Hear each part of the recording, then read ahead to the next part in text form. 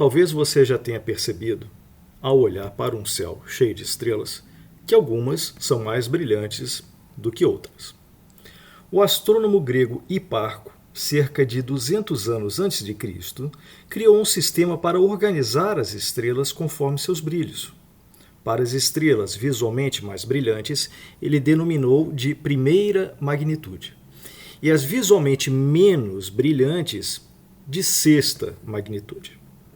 Todas as outras estrelas com brilhos intermediários foram denominadas de segunda, terceira, quarta e quinta magnitudes.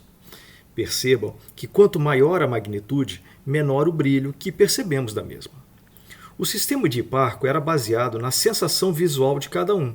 Portanto, pessoas diferentes poderiam ter julgamentos diferentes. No século XIX, o astrônomo inglês Norman Pogson criou um sistema de magnitude, chamado de magnitude aparente, baseado em uma escala logarítmica.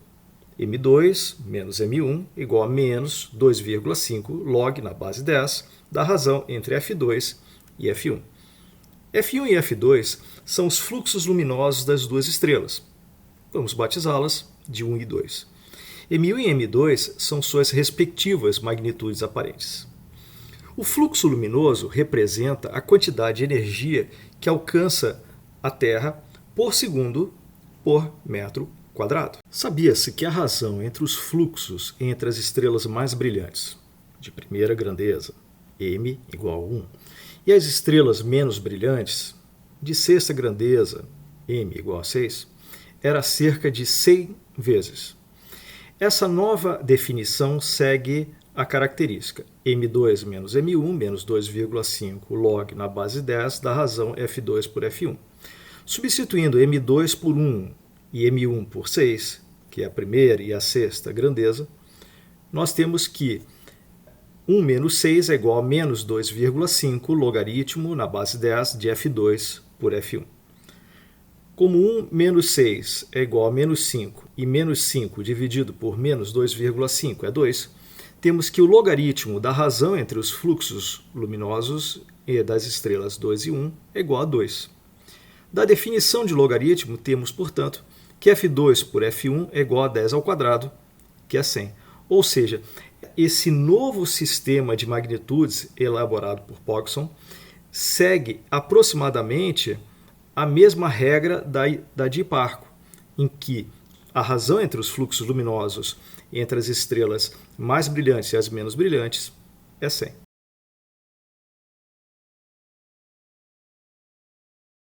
Você já deve ter percebido que, se olhar uma lanterna de perto, você tem a sensação que a luz é mais forte do que se a lanterna estivesse mais longe. Observe, a lanterna é a mesma, ou seja, a quantidade de energia emitida por segundo é a mesma, estando ela perto ou longe. Essa foto foi obtida a partir da minha janela durante a noite. Algumas luzes parecem mais fortes do que outras, não? E por que percebemos algumas como mais fracas e outras como mais fortes? A energia emitida pelas fontes luminosas se dá através das frentes de onda, que não é nada além de uma pequena região onde a energia se propaga após ser emitida. Então vamos admitir uma fonte puntiforme. Puntiforme significa em forma de ponto. E que emite frente de onda que se propaga igualmente em todas as direções. Se a velocidade de propagação for igual em todas as direções, o formato da frente de onda é uma esfera.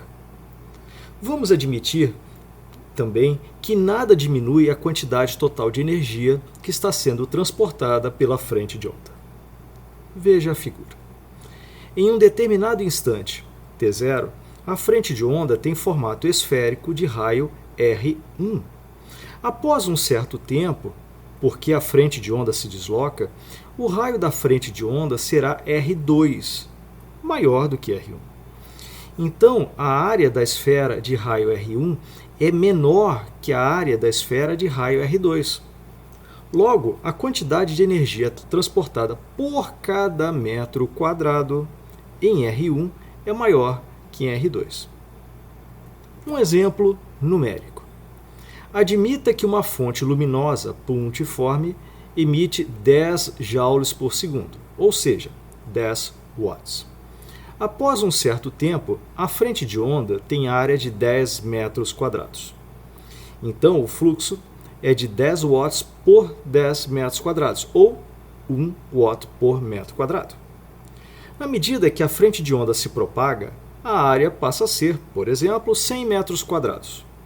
Então, o fluxo passa a ser 10 watts por 100 metros quadrados, isto é, 0,1 watts por metro quadrado. Consequentemente, o fluxo luminoso é tão menor quanto maior for a distância. Por isso, vemos como fraca uma lanterna quando está longe e forte quando está perto. Naturalmente, a luz de uma lanterna depende da própria lanterna. Se uma lanterna tem uma potência maior que outra, na mesma distância, percebemos claramente qual delas é mais forte e qual é mais fraca. Veja esse exemplo, o exemplo da imagem obtida pela janela. Mesmo que uma fonte luminosa esteja mais longe, mas se sua potência for maior, nos parecerá ainda assim como mais forte, apesar da distância. Como medir a magnitude aparente? É um processo bastante longo e cheio de detalhes, e que fogem ao objetivo desse vídeo. Será apresentado, portanto, um processo que se assemelha ao que é realmente feito. Aqui é apresentado um LED vermelho aceso. O celular que está sendo utilizado para gravar o vídeo aproxima-se e afasta-se do LED. Quando o celular é afastado, temos a sensação que fica menor e mais fraco. Quando o celular é aproximado, nos parece que o LED fica maior e mais forte. Os motivos para termos essas sensações já foi explicado anteriormente. O LED fará, nesse exemplo, o papel de uma estrela e que nós, os observadores, nos aproximamos e nos afastamos. Em seguida, foram cortados pedaços de folhas transparentes coloridas, 2 azuis, 2 vermelhas e 2 laranjas. A folha azul absorve várias cores, exceto o azul. A folha vermelha absorve várias cores, exceto o vermelho. A folha laranja absorve bastante a cor azul também. Esses pedaços são colocados em sequência, como pode ser observado. A luz que atravessa a sequência de folhas coloridas sofre 2 efeitos. O primeiro é a cruel diminuição da intensidade da luz que é transmitida. A segunda é que várias cores foram suprimidas. Veja, é possível fazer uma comparação com a imagem sem as folhas e com as folhas. A diferença é enorme. Aqui é mostrado o LED vermelho visto próximo e distante, com o uso das folhas coloridas já descritas. A distância próxima é algo ao redor de 20 centímetros e o longe é um pouco mais de 1 metro. A partir desse vídeo são coletadas 2 imagens digitais, uma próxima e uma longe. Como isso pode nos ajudar? Primeiramente, precisamos saber o que é uma imagem digital. A luz entra no celular e atinge um sensor que transforma a imagem em um conjunto de pixels, que são os menores elementos de uma imagem digital. Cada pixel é constituído de uma parte da cor vermelha, R, uma parte da cor verde, G, e uma parte da cor azul, B. Cada parte pode ter 256 valores entre 0 e 1. O 0 significa a total ausência daquela cor e 1 significa que tem o máximo possível. É possível calcular ainda o valor médio de R, G e B do pixel, simplesmente somando todos os 3 valores e dividindo por 3. Nível médio é igual a R mais G mais B dividido por 3. Quanto mais luz entra no celular, maior é o valor do nível médio. Isso quer dizer que quanto maior for o fluxo luminoso, maior será o valor médio dos pixels, desde que não tenham atingido o seu maior valor, que é 1. Sendo assim, podemos utilizar o nível médio dos pixels para determinar o valor da magnitude aparente. É razoável supor que f é diretamente proporcional ao nível médio. Utilizando essa suposição razoável de que o fluxo é diretamente proporcional ao nível médio, então no lugar do fluxo nós podemos trocar por nível médio. Então, voltando à definição de magnitude aparente, no lugar de fluxo eu troco por nível médio. Fluxo 2 eu troco por nível médio 2 e o fluxo 1 eu troco por nível médio 1. E é essa equação que nós vamos utilizar. Mas como é que nós podemos obter o nível médio dos pixels?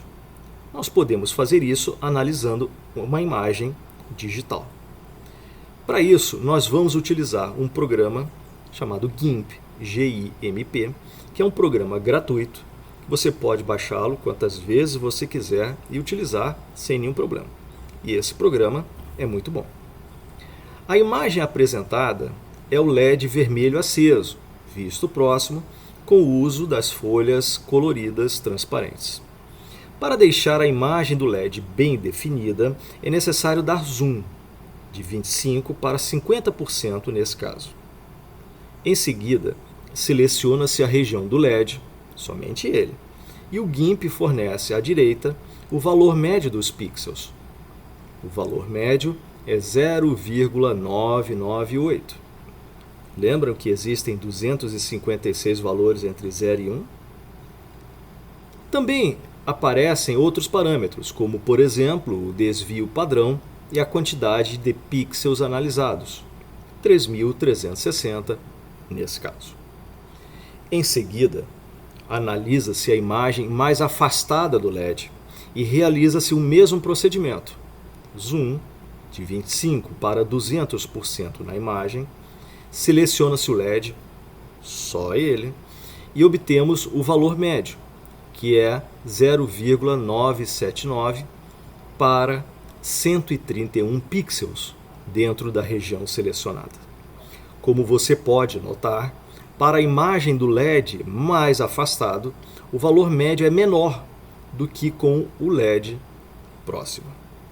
Usando a equação já apresentada, trocando o valor do nível médio 2 e 1 pelos valores encontrados usando o GIMP, encontramos que M2 menos M1 é aproximadamente 0,021.